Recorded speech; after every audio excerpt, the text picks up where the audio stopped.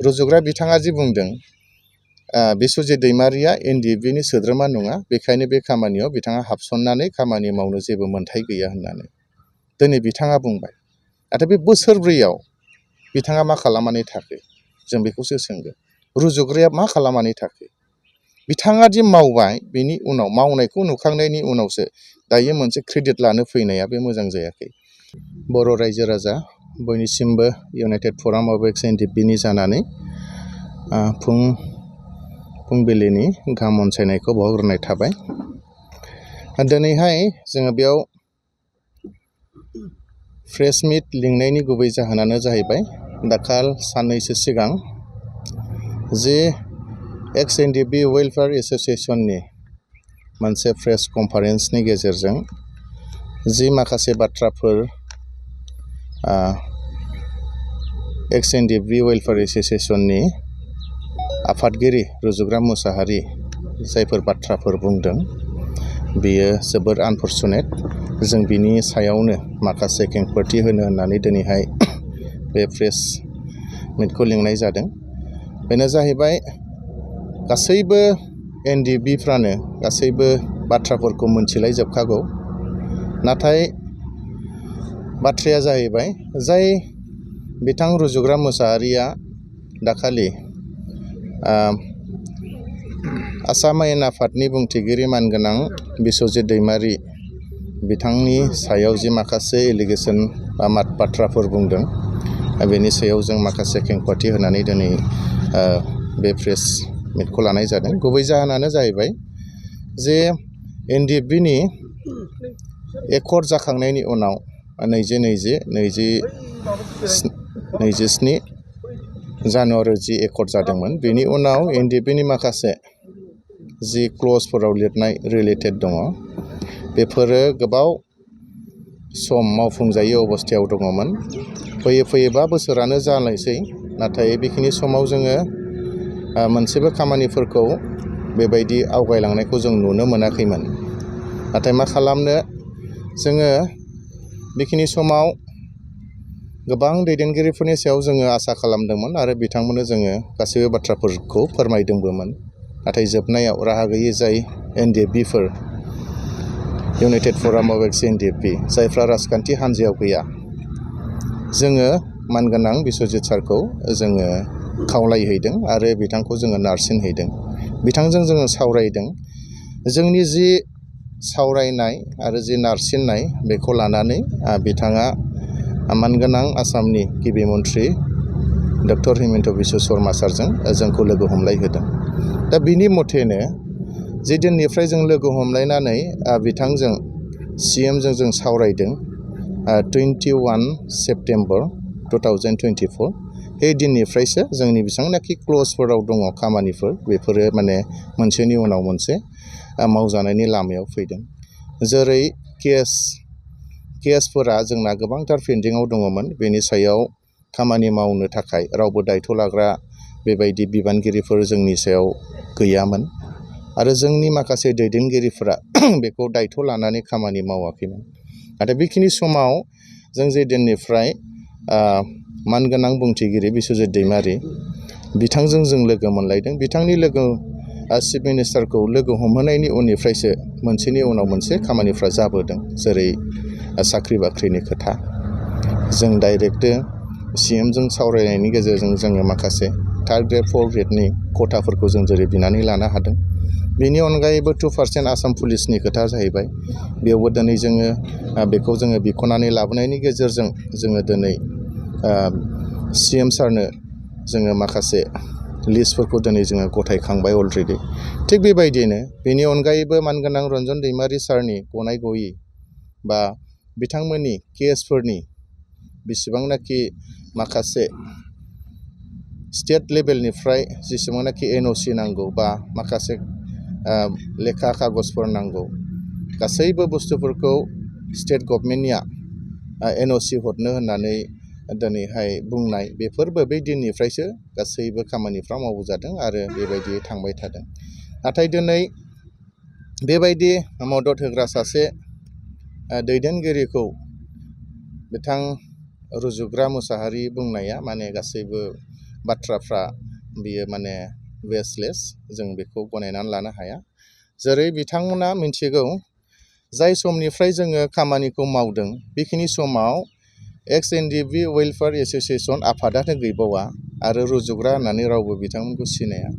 बिथांमोना जाहैबाय दाख्लै 15 तारिख अक्ट'बर 2024 मायथाइयावसो बे आफादखौ दादों। नाथाय जोङो बिस्वजित दैमारि सारजों जोङो 2024निनो आगस्ट मासनिफ्रायनो सावरायलायनायनि गेजेरजों 21 तारिख सेप्तेम्बराव जोङो मानगोनां CMखौबो लोगो मोन्दों। गासैबो बुस्थु जाखांजोबनायनि उनावसो साख्रि बाख्रिनि बेलायावनो जा, केसनि बेलायावनो जा आरो एक्स ग्रेसियानि सायावनो जा, रिहेबिलिटेसननि सायावनो जा, गासैबो फाइनालाव फैजोबखांनायनि उनावसो दिनै 15 तारिख अक्ट'बर खालि बिथांमोना एक्स NDFB वेलफेयार एस'सिएशन दानायनि उनाव दिनैहाय बेबायदि खामानि मावनो होननानै दासो बिथांमोना माने डिसिसन लादों। अलरेडि नाथाय इउनाइटेड फराम हिसाबै गासैबो मावखांजोब्बायानो। नाथाय दिनैहाय फैनानै बिथांमोना जेरैबायदि बाथ्रा बुंबाय बियो मोजां नङा। जोंनि गासैबो जिखिनि खामानिमोन बियो गासैबो थाबथाजोबनानै दङमोन आरो जोंखौ बेबायदि जोंनि खामानिफोरखौ दायथ' लानानै खामानि मावग्रा जों मानसिफोरखौ जों मोननो थाङाखैमोन। जेब्ला जोङो फ्राय बोसोरथाम बोसोरब्रै जाबाय जोंनि गासैबो खामानिफ्रा थाबथानानै दङमोन, बेखिनि समाव जोंनि मानगोनां बिस्वजित दैमारि सारा बियो बे खामानिफोरखौ बुरखांफिनदों। दिनै जोङो मोनसेनि उनाव मोनसे खामानि मावनो हागासिनो दङ। माने बिथांमोनाथ' सरकार हिसाबै गासैबो रुजुग्रा बिथांमोना गोजौआव थांजोबखानाय मानसि, नाथाय जोंसो थालांदोंमोन। जेरै जोंनि गारिफ्रा थाबथादोंमोन। दिनै बिस्वजित दैमारि सारा बे गारिखौ नारखोनानै हरबाय। दिनै जोंनि गारिफ्रा अलरेडि सालायफिनजाबाय। बिदि हिसाबै जोंनि खामानिफ्रा मोनसेनि उनाव मोनसे जालांबाय थादों। दा बिदि मानसिखौ जुदि सोरबा जोंनि मानसिफ्रानो बखियोब्ला माने बियो जुक्ति गोनां बाथ्रा नङा, माने मोजां बाथ्रा जायाखै। माने गासैबो खैफोदा जोंनिसो, गासैबो खामानिफोर मावनांगौआ जोंनिसो आरो सायख'नानै लानांगौआनो जोंनिसो। दा बेनि गेजेराव नोङो सोरखौबा बखियोब्ला सोर मावनानै होनो, बे मोनसे खोथा फैयो। दा जुदि गासैबो खामानिया मावफुजाबाय थानाय समाव बेफोरबायदि बुङोब्ला जोंनि गेजेराव निस्सय गावजों गाव माबा मोनसे गोरोबलायिया फैगोन, जों बेखौ साननो हायो। बेनिखायनो बेफोरबायदि बाथ्रा बुंनायनिफ्राय गोजानाव थानांगौ, जों बेखौ खावलायहरो। माने जोंनो बेफोरबायदि खामानि मावग्रा मानसि नांगौ।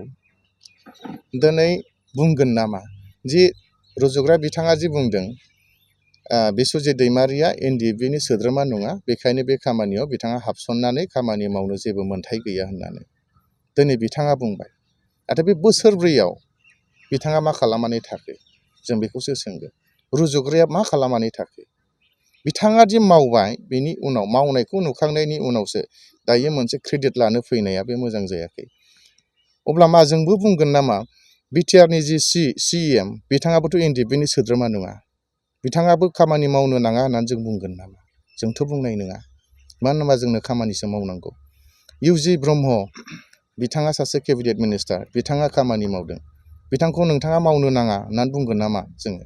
बिथाङा सासे NDFB सोद्रोमा नङा होननानै। दा बाथ्राफ्रा बेबायदियाव फैगोन। नाथाय बेबायदि नङा, जोंनो गासैखौबो नांगौ। MLAखौबो नांगौ जोंनो, MP खौबो नांगौ जोंनो, CMखौबो नांगौ, डेपुटि चिफखौबो नांगौ, गासैखौबो नांगौ। गासैबो खामानि मावग्राफोरखौ जोंनो नांगौ। दिनै मावोब्ला जों बयखौबो वेलकाम खालामो। CMआ मावोब्ला बेखौबो जों वेलकाम खालामगोन। दिनै बिस्वजित दैमारिया जेरैबायदि मावदों जों बेखौ वेलकाम खालामदों।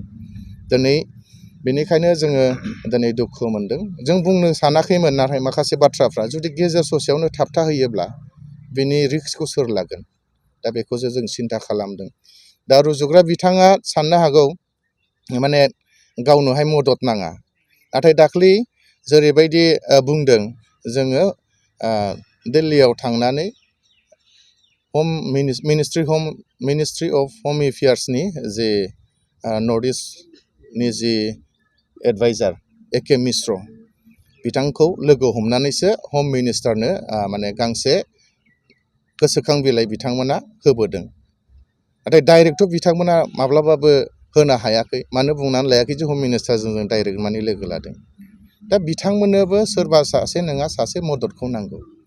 दा मदद लानानै जुदि खामानि मावनायाव माबा मोनसे गोरोन्थि जादों होननानैथ' रावबो बुंनो हाया।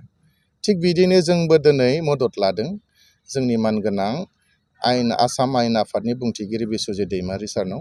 बिनि खामानि मावनायावसो बिनि जि बाथ्रा खेंफोरथि होनायावसो दिनै जोंनि खामानिफ्रा जालांगासिनो दङ आरो फैबाय थानाय समावबो निस्सय जोङो बिथांनिफ्रायनो मदद लागोन।